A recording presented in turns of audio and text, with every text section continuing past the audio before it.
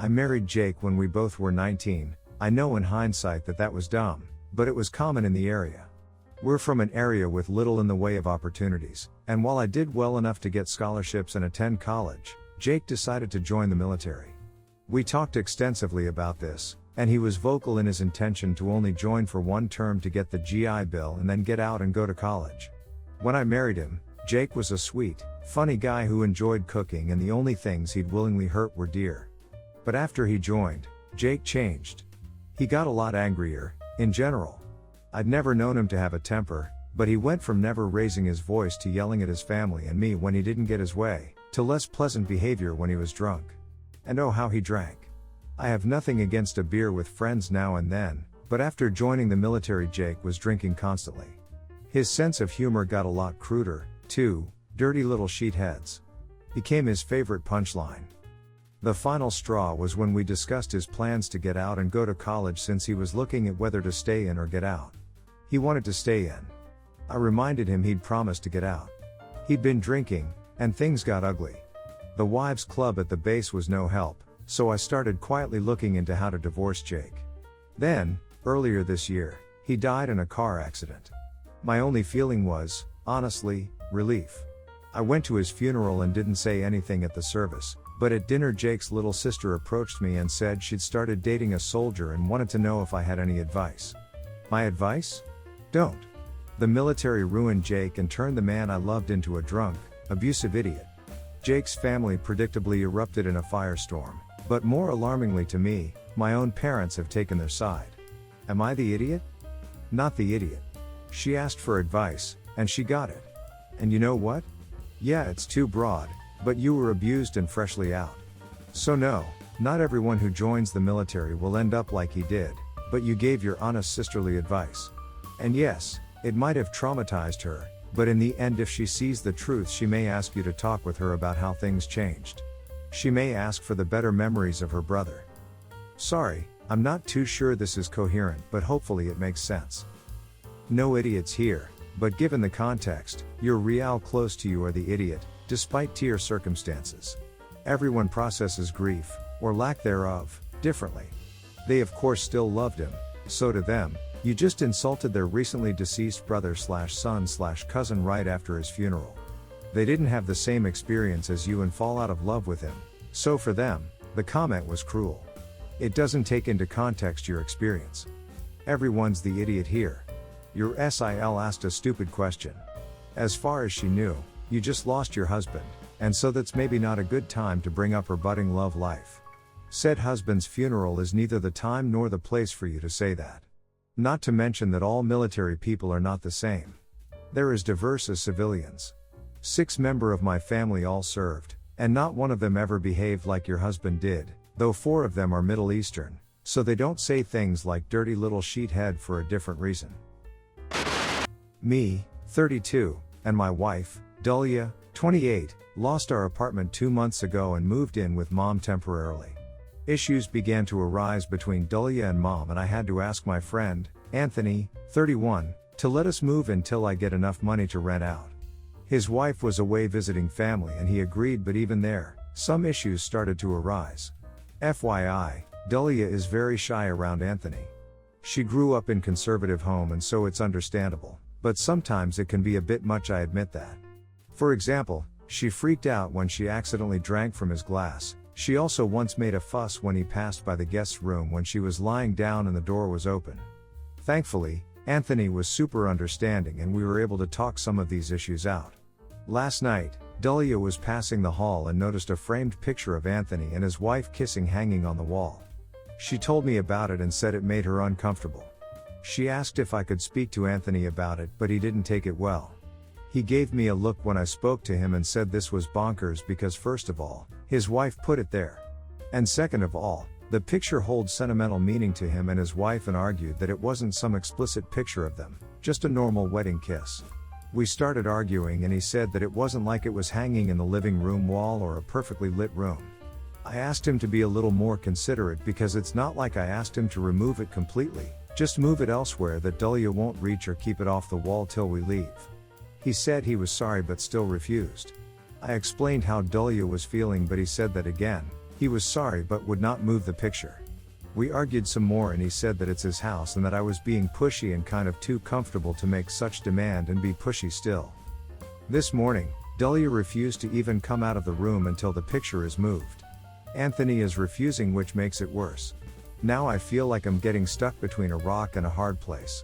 Yes, she might just be overreacting, but I feel like this isn't such a big ask for Anthony to decline and turn down.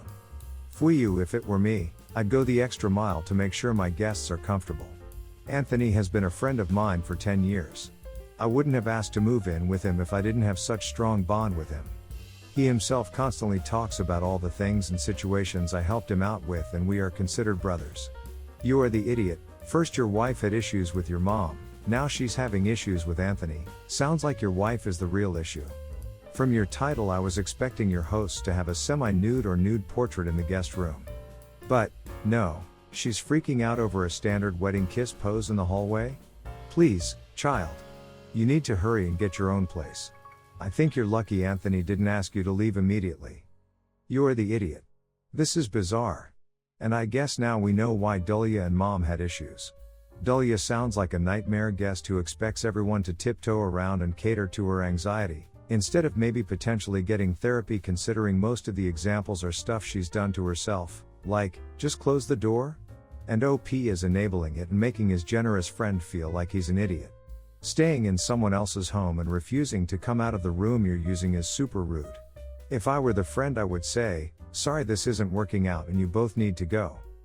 You're the idiot. Tell your wife to grow up. Not everything in the world is going to cave to her weird sense of fragility. You left your mom's house, and your friend was kind. I mean like kind.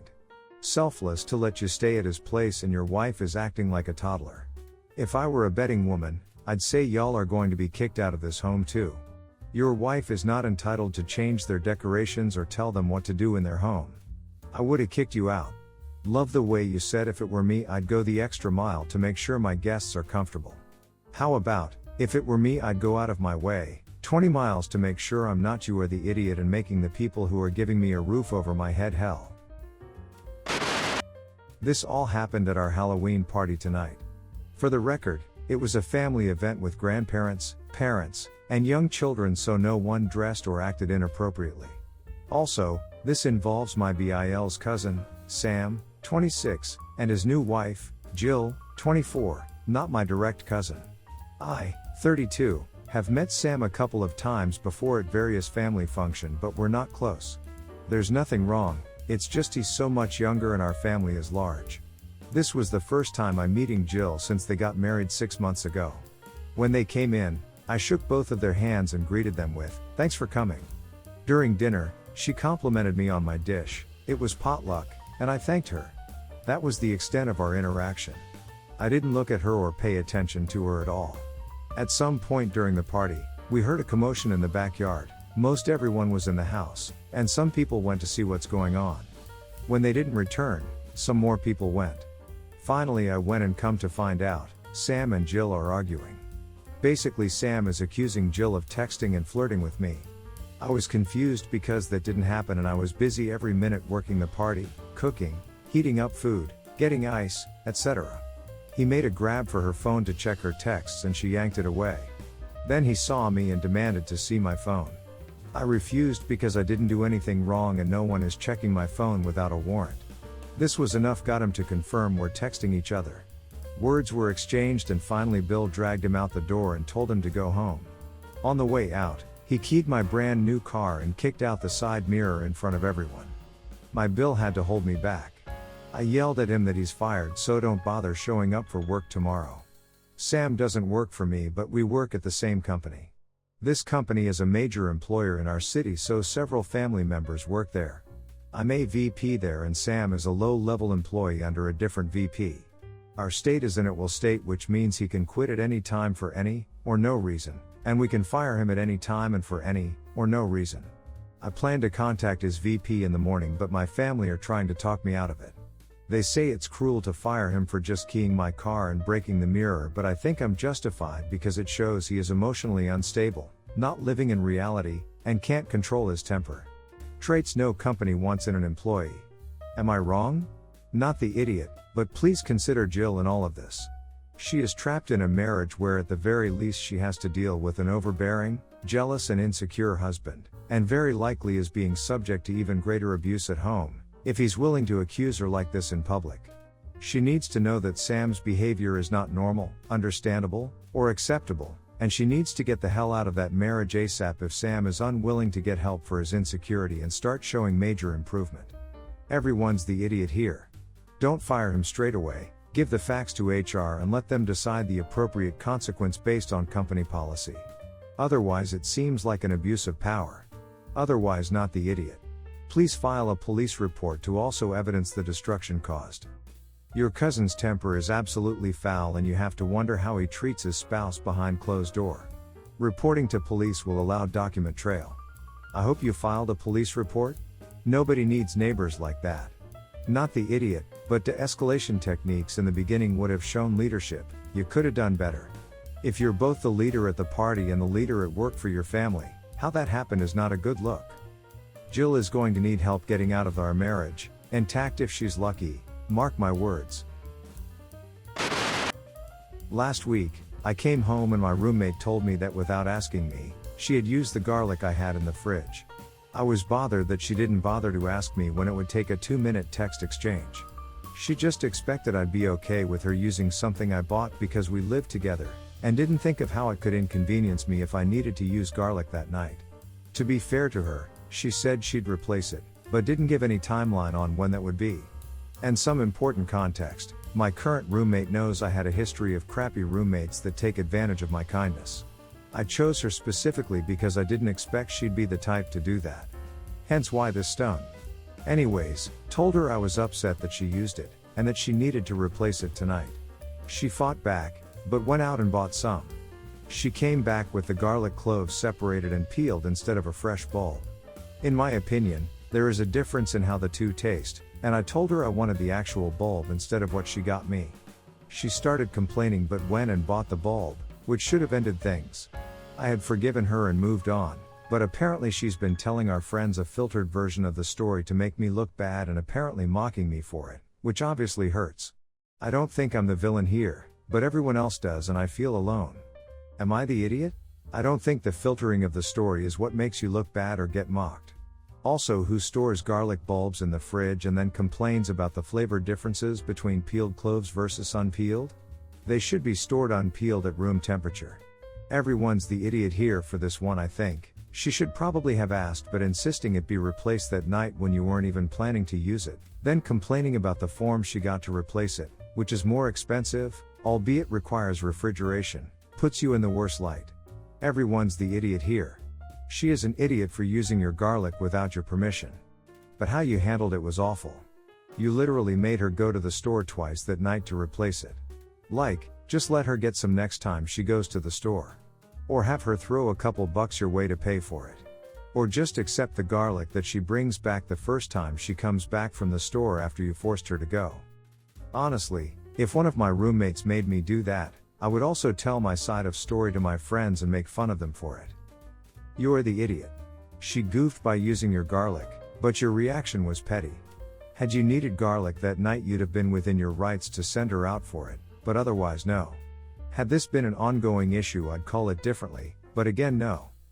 Your best bet now is to apologize to her for being so rigid, clarify how you feel about sharing food or anything else, and make a garlic gate joke among the friend group, acknowledging that you were a bit extra, but nobody better mess with your cumin. My 37 wife, 37, is pregnant with our first bio child. We tried to have a baby in our 20s, went through fertility treatments, and nothing worked. This pregnancy was a huge surprise and is a high-risk pregnancy. My wife is 20 weeks now. My brother and SIL have 3 kids, aged 5 to 8. Sil was pregnant again this summer and had a miscarriage at 21 weeks. They were obviously devastated and we felt awful for them. My SIL talks about her miscarriage a lot, which is understandable. But it has been making my wife really anxious, so I first asked my brother if he and SIL, can just stop bringing the miscarriage up in front of my wife. He said sure, and stopped, but Sil didn't. So I asked her to, and she said that she will try. She didn't stop. Yesterday they came to visit us with the kids to stay a couple of days for Halloween. At lunch, my SIL said to my wife, 20 weeks now, huh? I remember feeling the baby at 20 weeks. Sadly, we lost him at 21 and my wife had a panic attack. We, wife and I, left the room. And I came back 30 minutes later and just lost it at my SIL. I told her to just for once shut the hell up about her miscarriage. I feel like an idiot, so tell me, am I? I'm going with not the idiot. If it wasn't for her remark about I remember at 20, but we lost him at 21, I'd maybe be on the fence, but this feels like she's doing it intentionally. Pregnancy is difficult enough already without someone trying to make it more stressful for that person. It's fine to talk about your past, and even to dwell on it and feel the sting, but that doesn't mean you get to try to make someone else feel that way. Not the idiot. Your SIL is allowed to grieve her loss, but not at the expense of your wife's sanity. Your wife waited a long time for this baby and deserves to enjoy every moment of the pregnancy. Surely there are other people in her life your SIL can share her thoughts with. It's not fair that your brother and his wife lost their baby, but it's also not fair for her to cause your wife extra stress and anxiety during her pregnancy. I hope you can figure out a way to tactfully get your SIL to stop discussing such a distressing topic with your wife. Congratulations on your surprise pregnancy. I hope all goes well. Not the idiot. I've had a miscarriage and it's awful. If talking about it helps her, then more power to her. However, constantly bringing it up around someone who is pregnant is not helping her, it's being cruel and jealous. She needs therapy. You and your wife are totally in the right here, and it might be best to distance yourself from them for a while. She's in pain, but that doesn't give her the right to cause problems and trauma for you and your wife.